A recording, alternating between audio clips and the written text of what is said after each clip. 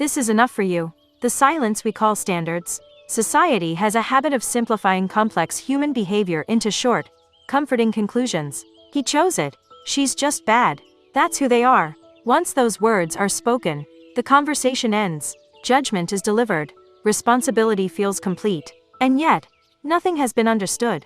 Nothing has been fixed. Because the truth is uncomfortable. What we label as wrong does not come from a single place, and it does not wear a single face. Some people fail because they cannot control their impulses, some because they were never taught how, some because they learned very well, and still chose to act otherwise. When society throws all of them into the same moral box, it responds with the same blunt tool, and that tool almost always misses its target. Take infidelity, for example, especially the kind where everyone involved knows exactly what they are doing.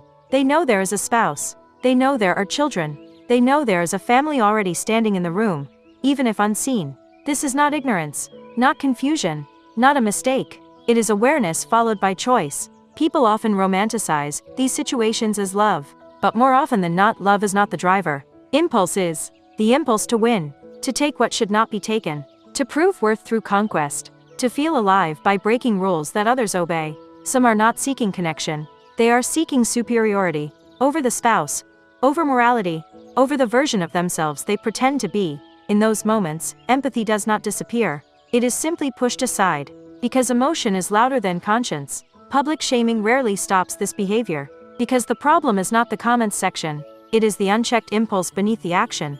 Now consider the cases where children publicly insult their parents. The word society reaches for immediately is ungrateful. But the question almost no one wants to ask is, what kind of emotional environment did that child grow up in? Was there safety? Or was there control, humiliation, guilt, silence, and constant dismissal? Public verbal abuse is not acceptable, but it is often the visible collapse of emotional regulation, not its cause. Condemnation without curiosity does not build respect. It does not teach gratitude, and it does not repair relationships. It usually does the opposite. It teaches people that pain must be shouted to be heard. Then there is online begging and manufactured hardship, a space where society struggles to separate real need from strategic performance.